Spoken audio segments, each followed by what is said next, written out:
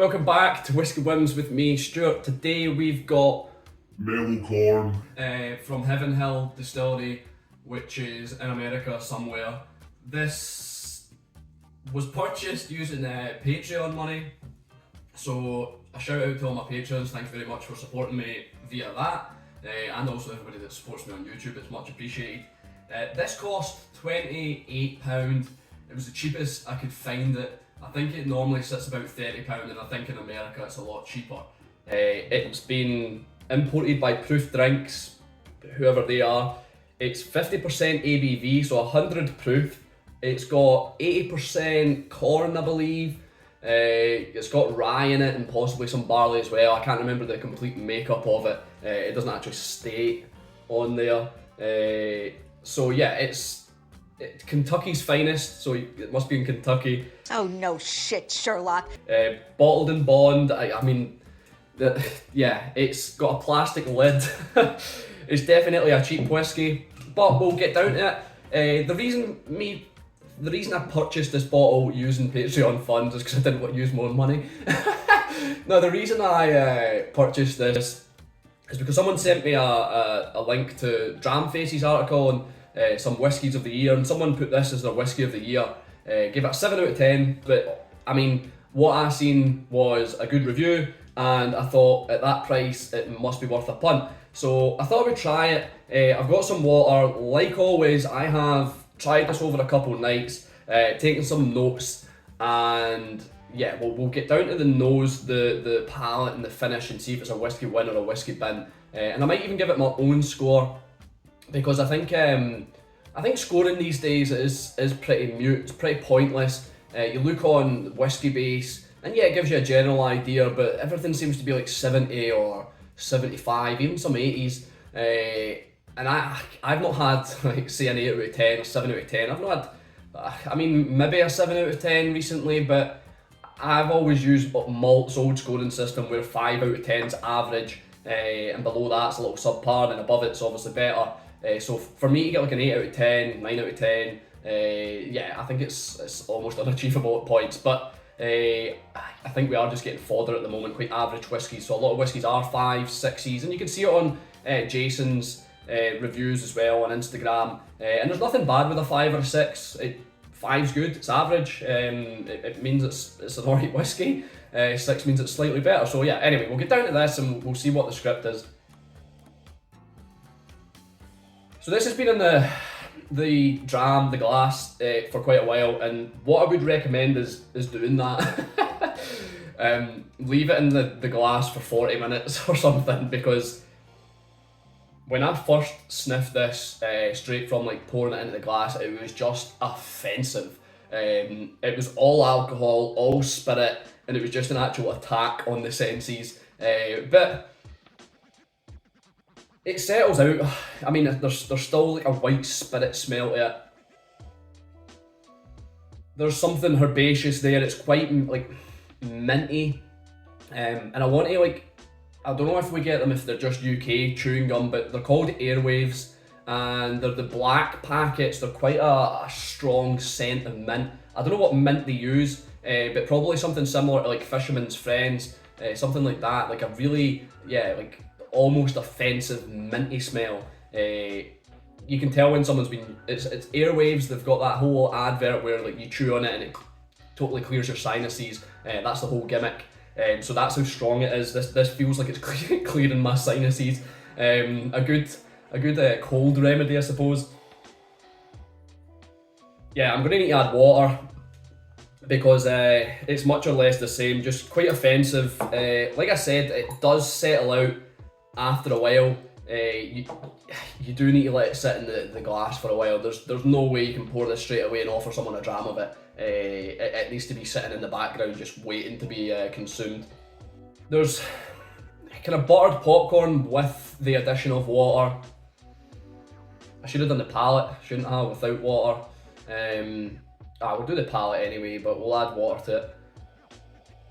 Yeah, there's buttered popcorn, and now that kind of Airwaves chewing gum subsided, but now it's more of a kind of, how to describe it, like when you've got to the end of chewing gum and all that minty flavour that you were supposed to use it for is all dissipated and disappeared, and all you're left with is the chewed gum in your mouth, and you're getting that kind of almost your own breath, your own stinking breath on the chewing gum, but also the rubbery synthetic element of the chewing gum. So like I said, the death of the chewing gum's done. You take it out and you were to sniff that. It might still have a bit of mint in it, but that's basically what I'm smelling here. Yeah, old chewed up chewing gum. There's some Blitz cashew nuts as well, which kind of brings a bit of a creaminess to it. Yeah, we'll go for the Palate, see what that's like. So the Palate with a little bit of water in it, because it like I said, it needs the water. It needs the time and it needs the water. The Palate with the water.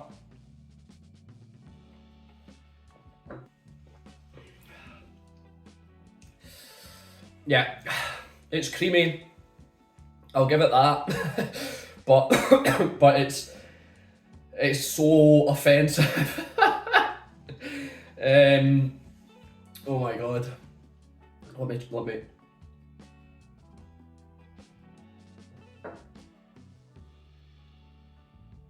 It's just strong. It's strong, and I'm used to drinking high ABV, but this is just filth. Oh Jesus! I want to say something like a bit of melted butter on a baked potato or something, but I'm going to need to add more water. It needs more water. Right, let's see what that does. So the Palate with more water now.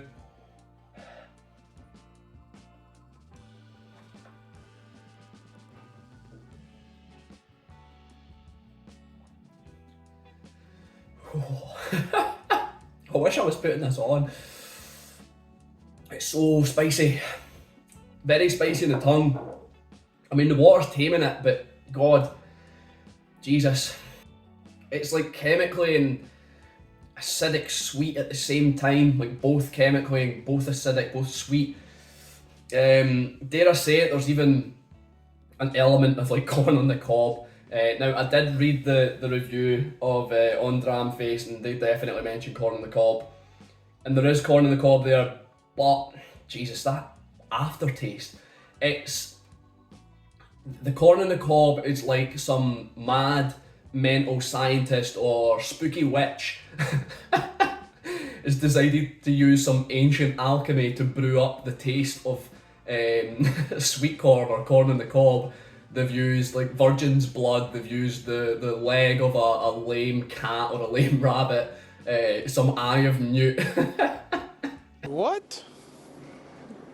Bro, what are you talking about, man? And you've got this chemically synthetic tasting sweet corn. And I mean, I'm pretty sure sweet corn's, what is it, GMO? I can't remember what that stands for, but this is just, it's like someone's tried to create the flavour of sweet corn or corn on the cob. And it's just very chemically, very synthetic. Yeah, we'll get to the finish.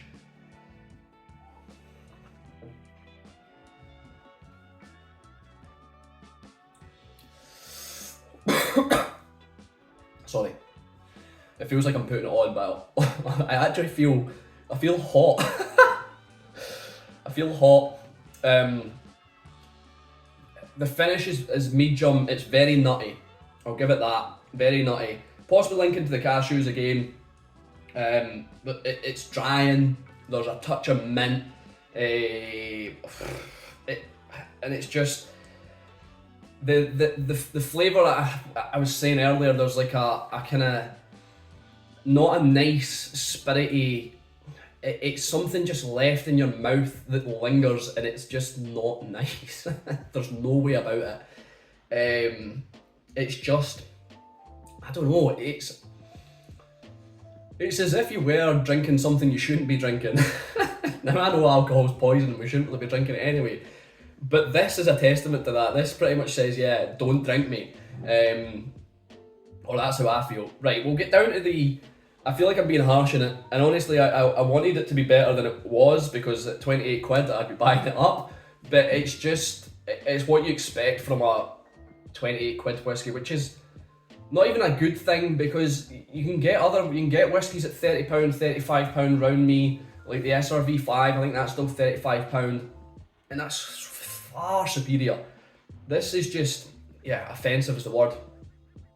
So, yeah, 7 out of 10 on Dramface, which I can't understand, because I don't understand the rating system if this gets a 7 out of 10, because what's the significance or the credibility of other whiskies that are at 7 out of 10? Because this is not a 7 out of 10. This is a 3, pushing a 4 for me. There's flavours there, there's definitely qualities there. It needs a lot of water, and it needs a lot of water. It needs to be in the glass for ages. You can't just drink it straight away, which I've got no issue with. Like, I've got no issue doing these things. I've got no issue with patience and that. But even then, it's just not up to standard. And I can't understand. I mean, yeah, taste is subjective.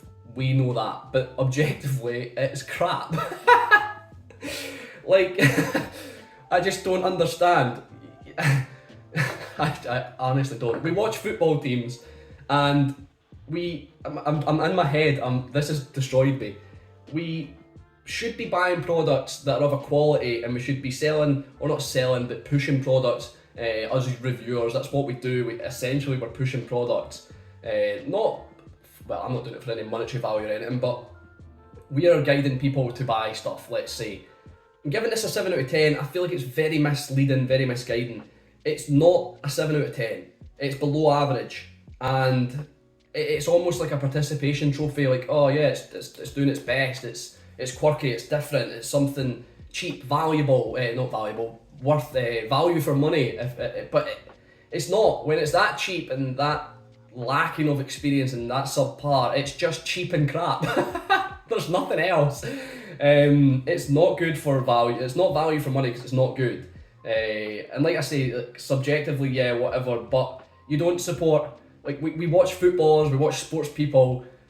These are the top athletes. We're not watching crappy football teams, because we know, yeah, some people do watch like Liverpool and Tottenham, but what am I trying to say? I watch Bells Hill, which are kind of near Uddingston in Glasgow. They're a lower tier Scottish team. If I put them up against a high Scottish team like Hearts, Hibs, Celtic, Rangers, objectively they're going to lose. They are worse. I mean, I would want them to win, but they're not going to win because they're just not as good. And that is the matter of things. And I think just society these days has turned into a rant. Oh shit, here we go again. It's just giving participation trophies and saying things are good for the sake of it. This is a subpar whiskey and should not be celebrated. So yeah, 3 out of 10, 4 at a push. Definitely there are qualities there, but no, it's a whiskey bin. I'm not even going to go through because it's a 0 out of 3. There's no point. It's just, it's not even a gateway whiskey. It's not even a whiskey to start your journey on, because it's not good. This has just turned into a hate on Mellow corn. It isn't. It's.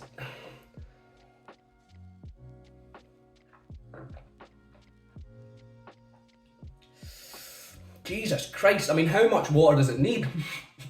It's still so strong. No. Start on young blends from Seven Sons, 8 Door. Start on young blends from Thompson Bros. Start on even blends from Johnny Walker. Start on, I don't know, supermarket whiskies, Tullibardine, even Highland Park. Start on anything but this. It's not a gateway whiskey. It's not a starter whiskey. It's just fodder. It's something that people use to get steaming. And I can understand that if someone had this as their first whiskey, they would hate whiskey. No wonder. It gives a bad name to whiskey. I'm raging. It's not good. It's just not good. Jesus. Why am I so irate? That's been the review. If you've enjoyed me losing my shit, then hit the like button and subscribe. Right, that's it. I'm Stuart. This has been Whiskey Whims. I'll see you later.